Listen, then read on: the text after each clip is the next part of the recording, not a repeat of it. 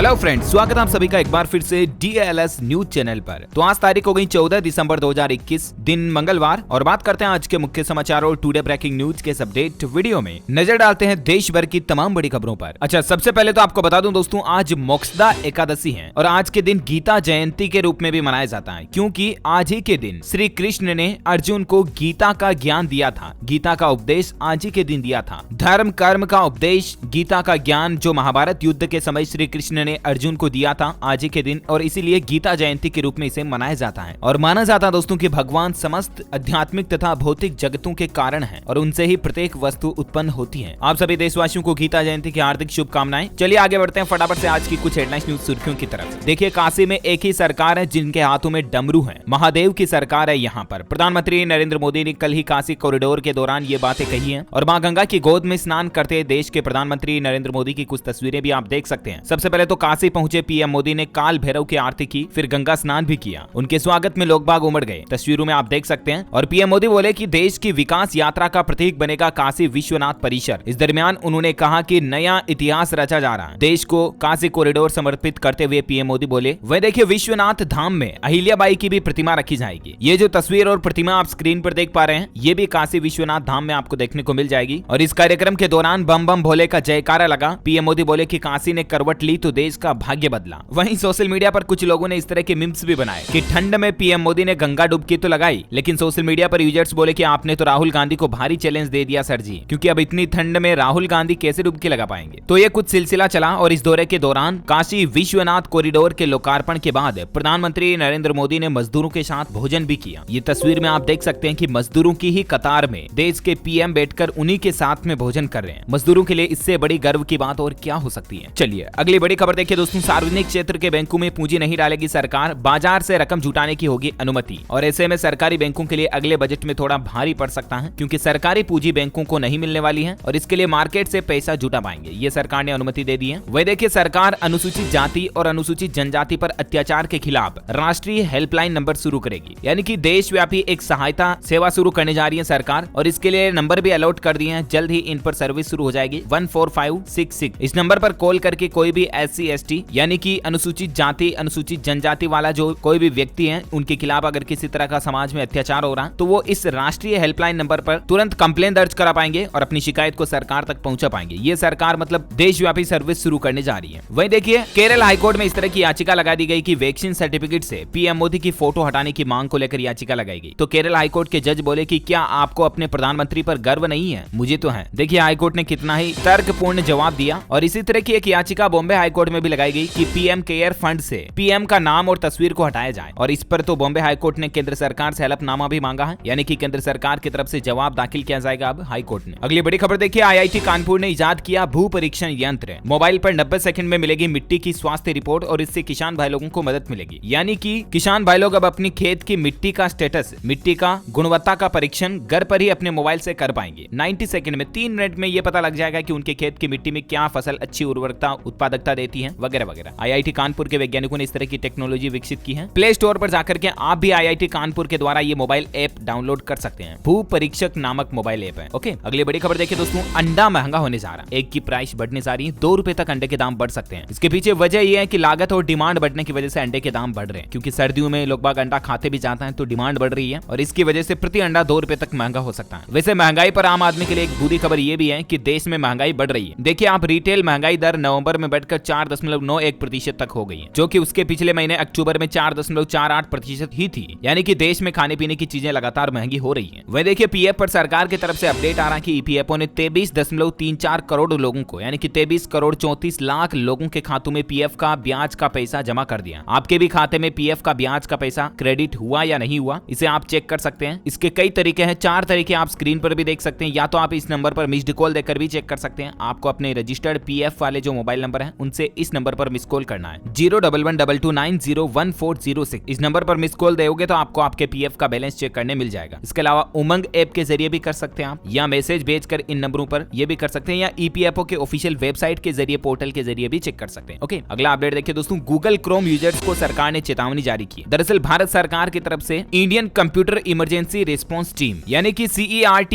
इनकी तरफ से गूगल क्रोम यूजर्स के लिए तत्काल चेतावनी जारी की गई है। और वो चेतावनी ये है कि गूगल क्रोम में हाल ही में कई तरह की वल्नरेबिलिटी का पता लगाया गया, यानी कि कई तरह की इस तरह की खामियां डिटेक्ट की गई है। लगभग 22 तरह की सिक्योरिटी पैच गूगल क्रोम में सरकार ने डिटेक्ट की है और इसीलिए सरकार ने आम पब्लिक के लिए यह नोटिस भी जारी किया कि आप अपने क्रोम ब्राउजर को तुरंत अपडेट कर लें, अदरवाइज आपका डिवाइस हैक हो सकता है। कल ही आपको पता होगा प्रधानमंत्री नरेंद्र मोदी का ऑफिशियल ट्विटर अकाउंट भी हैक हो गया था, तो उसके बाद सरकार ज्यादा अलर्ट भी हो गई इन मामलों को लेकर। केंद्र सरकार की एक रिपोर्ट में भी इस बात का खुलासा हुआ, देख सकते हैं आपके इस साल अक्टूबर तक, यानी कि अक्टूबर 2021 तक सरकारी डिपार्टमेंट पर भी 30,000 से ज्यादा साइबर अटैक हुए। CERTIN इन अटैक्स को मॉनिटर कर रही है लगातार। तो कहने का मतलब सरकारी ऑर्गेनाइजेशन को भी हैकर्स निशाने पर लेते रहते हैं और इसीलिए सरकार ने ये चेतावनी भी जारी की है। तो कुल मिलाकर के आप अपने क्रोम ब्राउजर को तुरंत अपडेट कर लें लेटेस्ट वर्जन। ओके, अगली बड़ी खबर देखिए, इस कंपनी ने शुरू किया मोबाइल पेट्रोल पंप, अब आपके घर पर होगी डीजल की डिलीवरी। जी हाँ, देश में रेपोस एनर्जी करके एक नई स्टार्टअप कंपनी आई है जिसने मोबाइल या फिर चलता फिरता पेट्रोल पंप के नाम से एक नया स्टार्टअप शुरू किया और इसकी मदद से आप घर पर ही पेट्रोल डीजल की डिलीवरी ले सकते हैं। वहीं देखिए दोस्तों, पंजाब और हरियाणा हाईकोर्ट की तरफ से एक बड़ा फैसला सुनाया गया है कि बिना अनुमति पत्नी की कॉल रिकॉर्ड करना निजता के अधिकार का हनन है, यानी कि आप अपनी खुद की वाइफ की भी अनुमति के बिना उसकी कॉल को रिकॉर्ड नहीं कर सकते। ये पंजाब और हरियाणा उच्च न्यायालय ने एक मामले की सुनवाई करते दौरान फैसला सुनाया कि किसी के भी निजता के अधिकार का हनन है, ना ही पत्नी आपके साथ ऐसा कर सकती है और ना ही आप पत्नी के साथ ऐसा कर सकते हैं। यानी कि कोई भी पति पत्नी जीवन साथी एक दूसरे के फोन पर कॉल को रिकॉर्ड नहीं कर सकते हैं उनकी मंजूरी के बिना, तो ये भी ध्यान में रखिएगा आप। और अगला अपडेट देखिए दोस्तों, सी जिनपिंग और व्लादिमीर पुतिन 15 दिसंबर को एक दूसरे के साथ में वर्चुअल बैठक करेंगे। चीन और रूस के बीच संबंध को लेकर चर्चा होगी। वहीं देखिए, योगी सरकार ने कराया मुस्लिम बेटियों का निकाह, प्रयागराज में हुआ 1500 जोड़ों का सामूहिक विवाह है। उत्तर प्रदेश की योगी आदित्यनाथ सरकार की तरफ से इस बार ये मुख्यमंत्री सामूहिक विवाह योजना के तहत सम्मेलन आयोजित कराया गया। वहीं देखिए, फेसबुक स्कैम भी चल रहा है आजकल एक ऐसा, फेसबुक पर आपको भी इस तरह का मैसेज या नोटिफिकेशन या पोस्ट देखने को मिल सकता है कि it's you in the video. इस तरह के मैसेज से दूर रहें, अदरवाइज आपका भी फोन हैक हो सकता है, क्योंकि आजकल ईयर एंड के टाइम पे मतलब कई सारे न्यू ईयर के नाम से GIF इमेज ऑफर वगैरह या ऐसा कुछ ग्राफिक्स भेज करके भी आपको व्हाट्सएप पर, फेसबुक पर मोबाइल डिवाइस को हैक कर सकते हैं, इसलिए इन चीजों से सावधान रहें फ्रॉड से। वहीं देखिए, योगी सरकार का एक और बड़ा एक्शन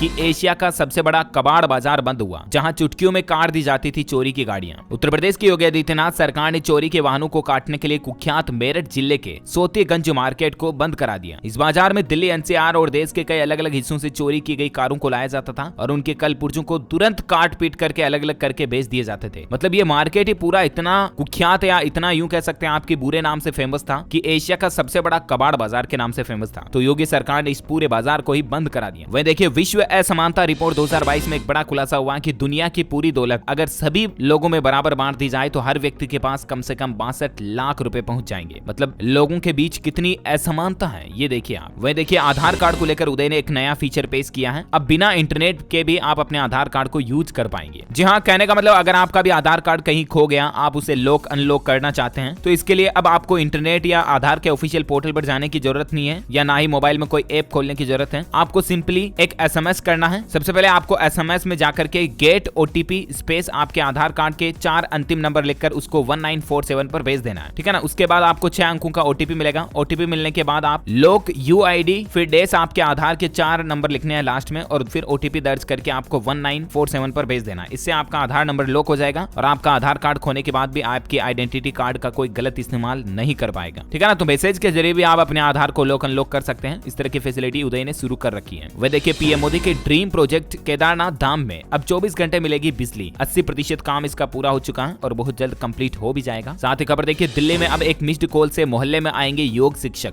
जनवरी 2022 से ही फ्री योगा क्लासेस शुरू होने जा रही है। इसके लिए आप खुद योगी सरकार के इस पोर्टल पर जाकर के खुद को रजिस्टर भी कर सकते हैं। और आपको बता दूं दोस्तों, दिल्ली की आम आदमी पार्टी सरकार जो है ना, लोगों को मुफ्त में योगा क्लासेज, योगा टीचर उपलब्ध कराने जा रही है। इसके लिए आप इस नंबर पर मिस्ड कॉल भी दे सकते हैं, 9013585858। इस नंबर पर मिस्ड कॉल करना सिंपली आपको। दिल्ली सरकार योगशाला के नाम से ये नई पहल शुरू करने जा रही है और मुफ्त में सरकार जो है ना योगा ट्रेनर मुहैया कराएगी। जनवरी 2022 से ये सुविधा शुरू हो जाएगी। ओके, वहीं राजधानी दिल्ली को लेकर एक बड़ी खबर ये भी आ रही है कि फिलहाल दिल्ली में भारी वाहनों को एंट्री नहीं मिलेगी, क्योंकि सरकार ने जो प्रदूषण के चलते इतने दिन प्रतिबंध लगा रखे थे ना भारी व्हीकल वगैरह पर नो एंट्री के, उन प्रतिबंध की तारीखों को और आगे बढ़ा दिया। तो कहने का मतलब फिलहाल दिल्ली में जो है ट्रकों की एंट्री पर प्रतिबंध जारी रहेगा। वहीं स्कूल पर भी दिल्ली सरकार की तरफ से अपडेट आ रहा है कि दिल्ली में अभी बंद ही रहेंगे स्कूल। मुख्यमंत्री अरविंद केजरीवाल बोले कि विंटर वेकेशन के बाद ही कोई फैसला लिया जाएगा और बाकी मतलब विंटर वेकेशन बोले तो सर्दी की छुट्टियों तक तो दिल्ली में स्कूल बंद ही रहने वाले। चलिए अगला अपडेट देखिए, देश में नेचुरल गैस के परिवहन के लिए बनेगी एक कॉमन पाइपलाइन। सरकार ला रही है सेक्टर के लिए नए नियम। जी हाँ, देश में नेचुरल गैस के परिवहन के लिए एक कॉमन गैस पाइपलाइन बनाने पर बातचीत चल रही है। इकोनॉमिक टाइम्स नाउ की रिपोर्ट के मुताबिक इसके लिए स्वतंत्र ऑपरेटर के गठन की प्रक्रिया अगले साल 2022 से शुरू हो सकती है, तो सरकार इस तरह की भी प्लानिंग कर रही है। वहीं एक जरूरत की खबर देखिए कि 5 से 14 साल तक के बच्चों में ओमिक्रॉन का खतरा ज्यादा है। बड़ों की तुलना में बच्चों में ओमिक्रॉन के अलग अलग लक्षण भी दिख रहे हैं और इसलिए आप अपने बच्चों का खास ध्यान रखें। आजकल जो देश में ओमिक्रॉन वेरिएंट का माहौल चल रहा ना, तो इसी बीच क्योंकि बच्चों में ओमिक्रॉन फैलने का खतरा ज्यादा है, वैज्ञानिकों की तरफ से इसको लेकर कुछ सिम्टम्स भी जारी किए गए हैं। बच्चों में ओमिक्रॉन के कौन कौन से लक्षण सामान्य मिल रहे हैं और गर्भवती महिलाओं के लिए भी विशेष चेतावनी जारी की गई है। डिटेल्स आप स्क्रीन पर देख सकते हैं। खास करके बच्चों में तेज बुखार आना, लगातार खांसी आना, थकान, सिर दर्द, गले में खराश और भूख ना लगना, ये बच्चों के अंदर ओमिक्रॉन के सामान्य सिम्टम्स देखे जा रहे हैं। वहीं गर्भवती महिलाओं के लिए भी खतरनाक ज्यादा है, इसकी भी डिटेल्स आप स्क्रीन पर देख सकते हैं, थोड़ा सा वीडियो को पॉज करके। अच्छा, सीबीएसई के स्टूडेंट्स के लिए बड़ी रात की खबर निकल कर आ रही। सीबीएसई ने अपनी गलती मानी। 10वीं बोर्ड के विवादित सवाल पर अब सभी छात्रों को पूरे नंबर मिलेंगे। यानी कि सीबीएसई के अंदर इंग्लिश का एक पेपर था जिसमें एक क्वेश्चन में कुछ गड़बड़ी आ रही थी, वो क्वेश्चन ही रॉन्ग था एक्चुअली। तो अब सीबीएसई ने ऑफिशियली ये एक्सेप्ट कर लिया कि हाँ, उस क्वेश्चन में गड़बड़ी थी और उस क्वेश्चन के जो मार्क्स है ना, वो सभी स्टूडेंट्स को बोनस के रूप में दिए जाएंगे, ठीक है ना। या यूं कहें तो उस संबंधित प्रश्न को प्रश्न पत्र से ही हटाने का फैसला किया और बदले में स्टूडेंट्स को फुल मार्क्स मिल जाएंगे। अच्छा, एजुकेशन पर कुछ और अपडेट्स मैं आपको फटाफट से बता देता हूं। देखिए, सार्वजनिक क्षेत्र के बैंकों में 41,177 पद खाली है, यानी कि सरकारी बैंकों में अगले साल 2022 तक लगभग 50,000 के समथिंग भर्तियां आने वाली है। अगर आप भी कॉम्पिटिटिव एग्जाम वगैरह की तैयारी कर रहे हैं ना, तो अपनी तैयारी को चालू रखना। देश की खुद वित्त मंत्री निर्मला सीतारमण ने सोमवार को यानी कल ही कहा कि सार्वजनिक क्षेत्र के बैंकों में अभी कुल स्वीकृत पदों में से 5% यानी कि लगभग 41,177 पद खाली हैं, ठीक है ना। तो उनको अगले साल तक सरकार भरने की प्रोसेस भी कर सकती है, तो अच्छी खासी गवर्नमेंट जॉब्स आने वाली है। वहीं खबर तो ये भी आ रही दोस्तों की यूपी टीईटी के एग्जाम को लेकर जो नई परीक्षा तिथि है ना, वो भी घोषित हो चुकी है। मीडिया रिपोर्ट्स के मुताबिक 23 जनवरी 2022 को परीक्षा आयोजित हो सकती है, ठीक है ना। फिलहाल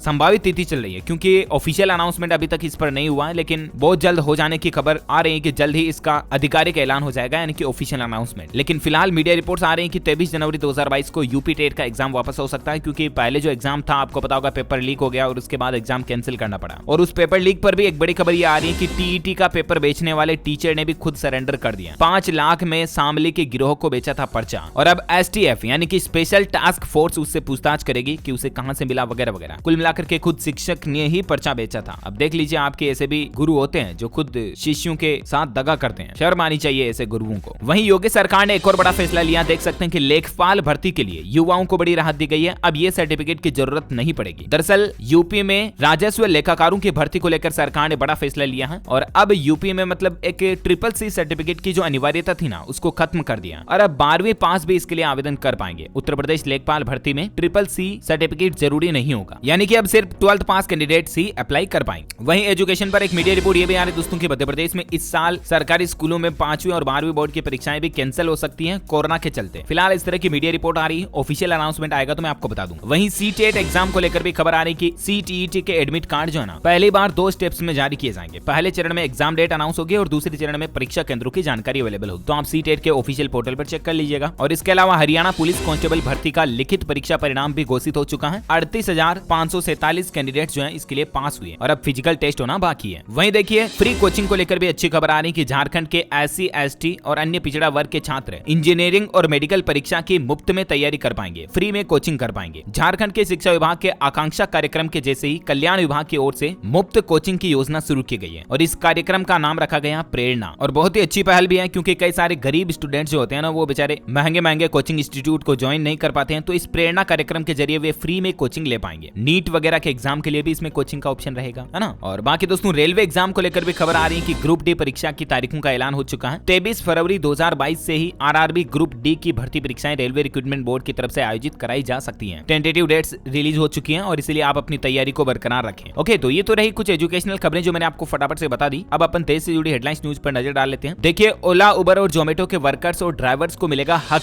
सामाजिक सुरक्षा के मामले में सुप्रीम कोर्ट ने एक नोटिस भेजा है और अब इस तरह की कंपनियों में काम करने वाले जो कर्मचारी हैं, जो फील्ड में जाकर के वर्क करते हैं, जॉब करते हैं, इनको भी एक कंपनी के एम्प्लॉय की तरह सारे सामाजिक अधिकार प्राप्त होंगे। जल्द ही इस तरह का एक्ट कानून भी देश में बनाया जाएगा। वहीं देखिए, पंजाब सरकार ने ऐलान कर दिया है अब शहीद के जन्म दिवस पर होगी गजेटेड छुट्टी। जी हाँ, सोशल मीडिया प्लेटफॉर्म पर महान सिख शहीद बाबा जीवन सिंह के जन्म दिहाड़े पर गजेटेड छुट्टी संबंधी पैदा हुई उलझन को दूर करने के लिए पंजाब सरकार की तरफ से स्पष्टीकरण जारी कर दिया और इनके जन्मदिन पर अब ऑफिशियल गजेटेड छुट्टी का ऐलान रहेगा। वह देखिए, बड़ी ही दुख की बात है, जम्मू कश्मीर में बड़ा आतंकी हमला देखा गया। श्रीनगर में पुलिस बस पर आतंकवादी आतंकवादियों ने फायरिंग की। इससे 2 पुलिसकर्मी शहीद हो गए, 12 घायल हो गए। साथ ही खेल समाचार पर खबर आ रही कि रोहित शर्मा टेस्ट सीरीज से बाहर किए गए। हाथ में लगी चोट के कारण साउथ अफ्रीका जाने वाली टीम का हिस्सा वो नहीं बनेंगे। प्रियांक पांचाल को उनकी जगह मौका मिला है। वहीं आपको पता होगा किसान आंदोलन खत्म हो चुका है और अब सिंगू बॉर्डर खुलने जा रहा है, लेकिन इसकी कुछ तस्वीरें भी आप देख सकते हैं कि किस तरह से जेसीबी रोड पर लगे बैरिकेड्स वगैरह को हटा रही है। तो कहने का मतलब 2 दिन में खुलेगा पूरा ये ट्रैफिक के लिए। नेशनल हाईवे की सफाई में 20 जेसीबी लगाई गई है और संयुक्त किसान मोर्चा का मंच हटाने का काम भी शुरू हो चुका है ऑलरेडी। तो कहने का मतलब हाईवेज वगैरह की सफाई करने में और कंप्लीट हाईवेज की बाधाओं को हटाने में अभी 2 दिन का टाइम और लगेगा। उसके बाद ये हाईवे जो है ना कंप्लीट चालू हो पाएगा।